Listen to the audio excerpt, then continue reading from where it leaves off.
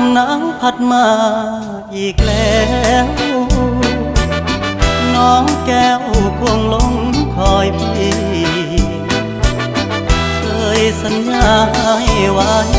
จะกลับไปหาคนดี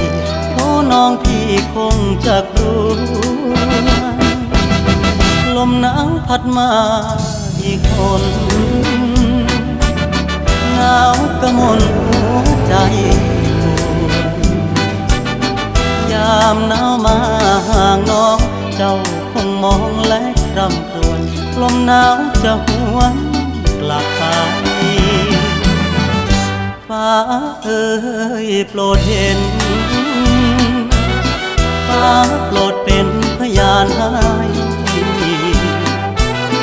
ความรักยังไม่คลอนนิรันดร